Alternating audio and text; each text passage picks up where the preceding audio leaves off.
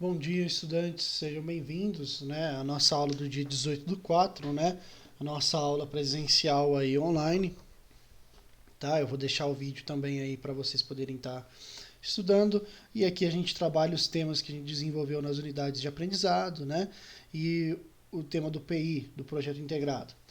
Bom, então a gente chegou a estudar, né, alguns métodos, algumas ferramentas de gestão, de controle de projetos, né? Chegamos a ver ali um pouquinho, né, do diagrama de Chikawa, vemos o brainstorming, vemos o método, passamos pelo método de Allen, né? Então passamos por alguns métodos interessantes que vocês podem estar utilizando todos esses recursos, né, das aulas, das unidades de aprendizado para estar desenvolvendo o projeto integrado. Existem outros recursos que ajudam também, né? As folhas de verificação, que é o checklist, né? Eu até mostrei o checklist para vocês na aula. Existem outras formas de fazer essas folhas de verificação. Temos aí diagramas de dispersão, histogramas, diagramas de Pareto, que basicamente são diagramas de barras, né? Que elas servem para mostrar a frequência com que os dados eles são dispostos, né, de uma certa forma, análise de dados, frequência de dados, mas hoje o principal tema que a gente vai falar, né, além do brainstorm, do diagrama de Chikawa e de todos os outros recursos que vocês já podem estar utilizando no PI, né, daí fica a critério de cada um dos grupos, nós vamos falar um pouquinho dos fluxogramas, né, então aqui, né, ele auxilia na identificação do melhor caminho que o produto ou serviço irá percorrer no processo, ou seja, mostra as etapas sequenciais do processo, utilizando símbolos que representam os diferentes tipos de operações, com o objetivo de identificar desvio caso ocorra. Então você imagina, né, que mostra as etapas sequenciais do processo, ou seja, quais são as etapas sequenciais do processo para uma área de pastagem, quais são as etapas sequenciais de um processo para um loteamento residencial que o grupo de vocês definiu, né? Então, qual é a proposta de vocês? Vocês conseguem montar um fluxograma para poder mostrar isso facilmente, né? Então, vamos começar a falar de algumas coisas, começando aí pelas folhas de verificação, né? Listas de verificação ou folhas de verificação é a mesma coisa, tá? Então, a lista de verificação ou checklist é uma ferramenta usada para o levantamento de dados sobre a qualidade de um produto ou número de ocorrências de um evento qualquer. Muitas vezes é utilizado para registrar a frequência com que os problemas ou erros ocorrem, né? Eu já dei um exemplo para você de checklist, aqui é um outro modelo, um outro tipo de exemplo. Então, imagine que você tem um produto, certo? E esse produto ele tem alguns problemas, né? Foram riscados, foram lascados, foram amassados. E você faz uma estimativa, né, dos dias em que ocorreram ou não esses problemas, tá? Que tiveram problemas desse tipo. Então ele serve, né, ó, como está escrito aqui, ó, muitas vezes utilizados para registrar a frequência com que os problemas ou erros ocorrem, né? Existem outras formas de você usar essas ferramentas, dentre as quais os principais objetivos são de verificar se as ações planejadas para serem conduzidas foram realmente realizadas. Então, o checklist ele serve para controlar se você está realizando as suas funções. Você pode fazer um checklist para o grupo, né? Tudo isso, pessoal, que a gente fala, você consegue aplicar, né? Um checklist para o grupo de trabalho, em termos da pesquisa que vocês estão fazendo, para ver se vocês estão cumprindo as etapas que vocês planejaram, né? E vocês podem até mostrar isso, apresentar isso, né? Que agrega no PI. Organizar e ordenar a forma de verificação e de realização das ações. Verificar o cumprimento dos procedimentos operacionais fixados como padrão metodológico durante a realização do produto. Conduzir a utilização de procedimentos operacionais de acordo com a sequência de passos programada. Identificar as possíveis não conformidades em processos e produtos, né? Então o checklist é uma grande verificação que ele serve para você fazer esse controle. Daí, em cada tipo de ação que você for tomar ou for fazer esse checklist vai ter um formato diferente, né? Como aquele que nós vimos nas aulas passadas, né? E como esse que eu estou dando de exemplo agora. Então tem várias maneiras de estar usando isso. Uma outra ferramenta que a gente tem para a gente poder usar, né, na controle, gestão de projetos ali, ferramentas que a gente usa para exemplificar melhor os dados, para solucionar melhor os projetos e mostrar, né, as conclusões, nós chamamos de diagrama de dispersão. Normalmente ele é utilizado para levar em comparação duas variáveis, né? Ó. Então são utilizados para verificar se existe ou não uma relação entre duas variáveis, ou características de produtos. Exemplo, relação entre o tempo de espera e a satisfação do cliente, né? Então existe uma satisfação, né? Quanto mais o cliente espera, menor é a satisfação do cliente, né? É visível isso no gráfico, né? Lá, quanto maior o tempo, menor a satisfação. Quanto menor o tempo de espera, maior a satisfação do cliente, né? Então isso é um gráfico que mostra muito bem isso daí, e o gráfico de dispersão ele serve para mostrar essa variação entre duas variáveis, né? Duas variáveis que estão aí, que existe uma correlação entre elas, ele serve para estar mostrando isso daí. Então é interessante vocês aplicarem nos projetos futuros que vocês forem fazer, né? Se conseguirem achar a aplicação em função da pesquisa que vocês fizeram, pode ser interessante estar mostrando alguma coisa do tipo. Histogramas, né? Apresentam a variação de dados de forma visual, através de um conjunto de barras que representa a frequência das ocorrências. O gráfico de barras apresenta dados de forma nominal, que podem ser contados. O histogramas apresenta dados de forma contínua, né, que podem ser medidos, né? Então existe diferença. A gente está falando de dois tipos de gráficos. Um é um que nós chamamos de gráfico de barras e o outro é o que nós chamamos de histograma. O gráfico de barras, tá, pessoal? É um gráfico. Os dois eles têm basicamente o mesmo formato, só que ele é um gráfico que apresenta os dados de forma nominal, ou seja, que pode ser contado, né? É contado o número de pessoas, por exemplo, aqui tem um exemplo, né, de pessoas que trabalham em determinadas áreas, pessoas que trabalham na área de negócios, sistema de desenvolvimento, implantação, testes e dados, né? São as áreas de atuação das pessoas. Aqui tem um percentual do número de pessoas, né? Então é contado isso, tá vendo? Agora, existe o histograma que apresenta dados de forma contínua, que podem ser medidos. Um exemplo desse histograma, se a gente entrar, né,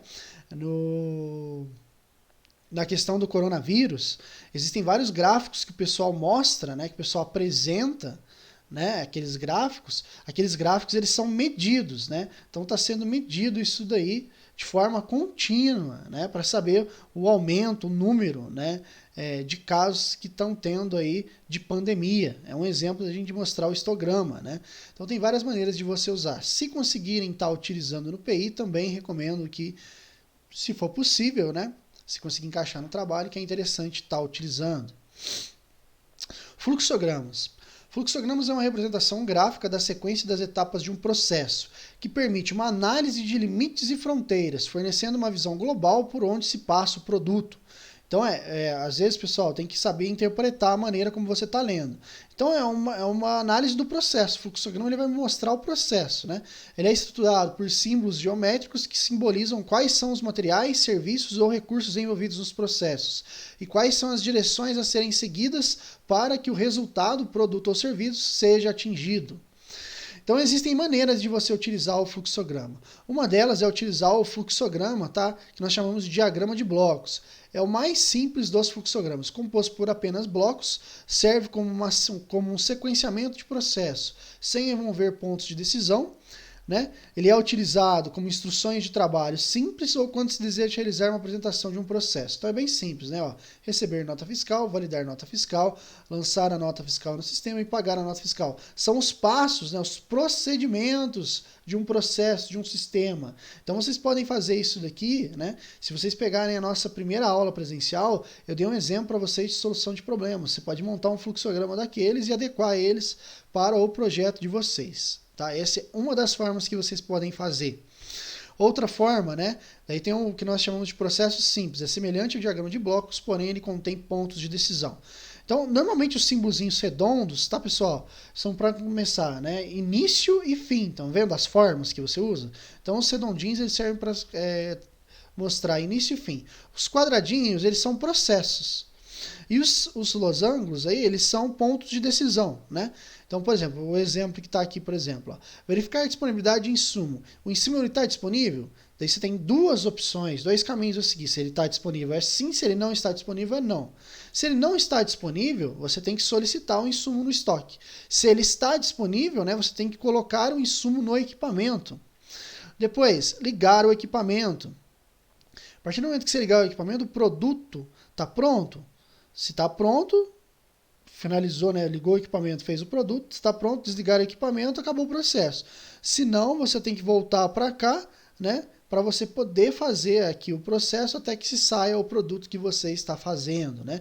Então é facilmente de aplicar fluxogramas em pesquisas, tá, pessoal? Nas pesquisas tem várias formas de você estruturar isso aqui. Você pode usar esse fluxograma para você mostrar os passos da pesquisa, desde como foi dividido o trabalho igualmente entre os integrantes do grupo, por exemplo, né, questão lógica, até como a questão do que é importante, por exemplo, para a área de pastagem, do que é importante para loteamento residencial. Quais são as etapas, né? Primeiro passo para você fazer uma área de pastagem, primeiro passo para você fazer loteamento residencial. E assim você vai indo, e você vai colocando esses pontos chaves aqui, ó.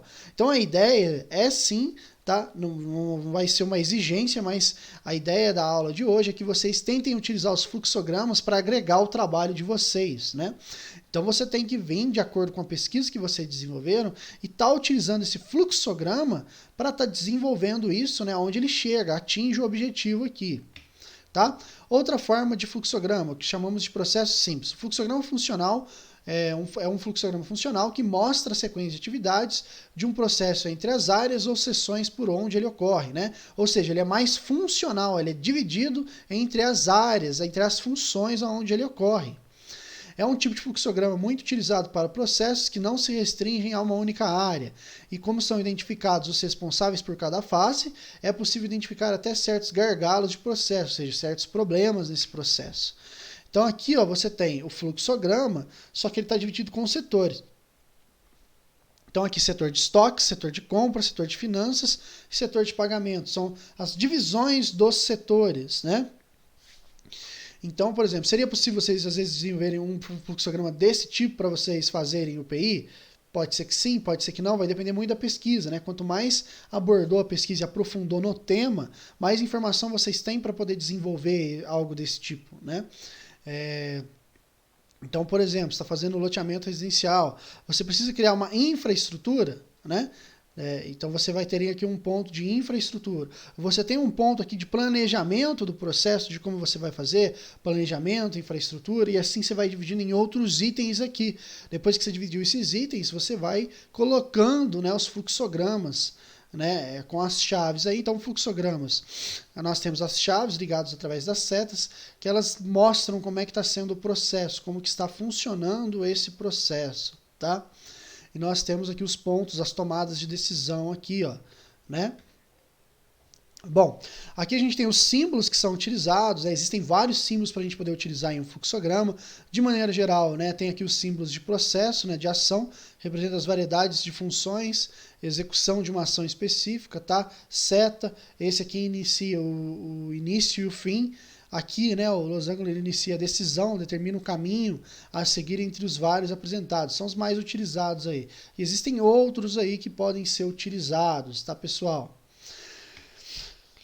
Então, né, como é que você desenvolve? Né? Aqui é uma proposta para você montar. Como você vai montar o seu fluxograma? Primeiro, definir o processo que será representado. Para começar, você precisa decidir qual é o processo ou a família de produtos que será mapeado.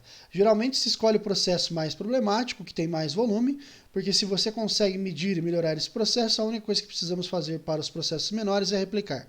Outra vantagem é que qualquer alteração desse processo será representativa, tanto na qualidade quanto no volume de entrega, né? Então o primeiro passo é fazer essa definição, definir o processo, ou seja, definir o problema que vai ser apresentado, a pesquisa que vai ser apresentada. Tem que saber, então, ler isso daqui, né? Unindo isso daqui àquilo que vocês estão fazendo, a proposta do projeto integrado, né? 2. Definir o escopo do projeto. É preciso definir o início e o fim do projeto. Qual o nível de detalhamento requerido, se será micro ou macro, né? Que o nível de detalhamento, então o nível de detalhamento de vocês não é muito aprofundado, tá? Qual os detalhes necessários para que você precisa entregar, né? E o que você precisa extrair desse processo. Então, o que você precisa entregar? Vocês precisam entregar uma parte escrita, por exemplo. Vocês precisam entregar, né, a opinião de vocês, se tem problema ambiental ou se não tem problema ambiental. Vocês precisam falar a opinião do grupo, se é possível de implantar a área de pastagem e o loteamento residencial, né? Então, é tudo isso que vocês precisam extrair desse processo. Início e fim, entender aquilo que vocês têm que fazer. Dessa forma, não haverá problemas relativos com a falta de detalhes ou então o caso contrário, né? Um excesso de detalhes e informações, dependendo do processo que não se faz necessário, né? Lembrando que a proposta é a pesquisa de vocês, então tem uma quantidade de detalhes e informações, mas também não é tão aprofundado assim, porque vocês ainda vão ter disciplinas específicas. Levantamento das atividades. Para começar, você precisa decidir qual o processo ou a família de produtos. Nessa etapa da construção do seu fluxograma, você deve definir quais atividades estão ocorrendo durante o processo e organizá-las da maneira mais adequada possível. Ou seja, é necessário analisar de qual maneira cada atividade será trabalhada, sua importância, para então definir a sequência que tornará o processo mais ágil. Então vocês podem fazer, por exemplo, vários tipos de fluxograma. Fluxograma de conteúdo, né, mostrando o procedimento para se executar a área de pastagem e loteamento residencial. Vocês podem fazer o fluxograma mostrando como que vocês dividiram as atividades de vocês, a estrutura, como que vocês planejaram o trabalho de vocês. Então são formas de você estar fazendo isso, né? Depois, o último passo é você desenhar os símbolos. Como já visto, o fluxograma é uma representação gráfica. Logo, utiliza-se de símbolos que representam as etapas do processo e as decisões a serem tomadas. É preciso desenhar de forma correta para que fique claro todo o processo, pois existem símbolos padrões para cada tipo de informação. Assim, a leitura do mapeamento se torna internacional, permitindo que qualquer pessoa com conhecimento sobre essa ferramenta consiga interpretar seu fluxograma, entender os processos e etapas que estão ocorrendo, tá? Então é bem legal a utilização de fluxograma, tá? Hoje em dia a gente usa basicamente em todas as áreas, seja numa apresentação de pesquisa, seja numa apresentação, né, de monografia, de dissertações, seja numa apresentação de uma empresa de engenharia, é muito mais fácil você mostrar um processo, mostrar, né, a forma como você está fazendo através do fluxograma. E ele auxilia muito, né? Porque as palavras normalmente é resumido o que está dentro dos quadros e você vai depois explicando, detalhando com o seu conhecimento, né? Então você usa uma sequência lógica para você poder mostrar e fazer esse tipo de apresentação. É muito utilizado e é muito interessante. Minha sugestão de atividade, então, né, que eu recomendo que vocês tentem utilizar o fluxograma. Pode ser, tá, pessoal, o método de Allen, que a gente falou nas aulas. Pode ser qualquer método que a gente falou no desenvolvimento das unidades de aprendizado, tá? Tudo que vocês puderem agregar no trabalho, né? Se você fez uma agenda, por exemplo, né, um cronograma, mostrado quando a gente falou da gestão de tempo, para você controlar o trabalho, o projeto de pesquisa, pode estar fazendo para estar agregando no trabalho, tá? Então, o objetivo de você tentar usar o fluxograma para você mostrar e montar as etapas de desenvolvimento da sua pesquisa, né, a estrutura da sua pesquisa, como que você vai desenvolver. Outra coisa que eu indico, né, aqui é atividade, mas é mais uma sugestão, tá, pessoal? Porque aqui a gente está finalizando o PI. Na semana que vem vocês vão apresentar, né? Refinar o brainstorming e o diagrama de Chikawa, tá? Então, dá uma melhorada no brainstorming, no diagrama de Chikawa. Por que eu falo para melhorar? Porque você já progrediu no trabalho. Se vocês continuaram fazendo a pesquisa, né, que é o dever de vocês aí, você já tem mais informação para poder complementar melhor isso daqui, né?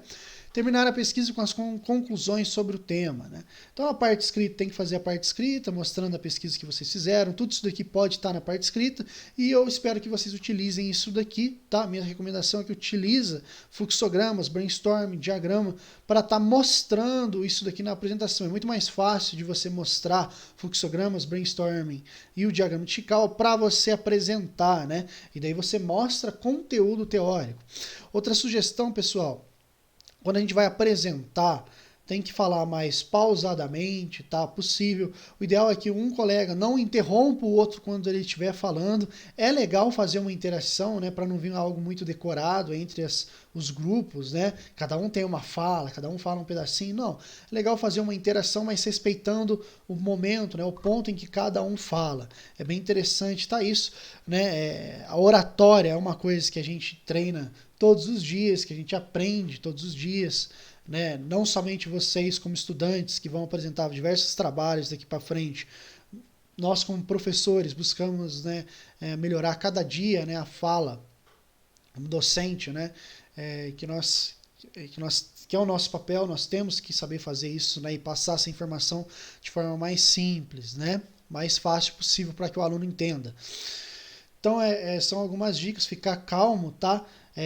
Boas apresentações, pessoal, estão ligadas a domínio de conteúdo. Se você tem domínio de conteúdo, por mais que você seja tímido ou tenha um pouco de dificuldade de falar, você vai se sair bem.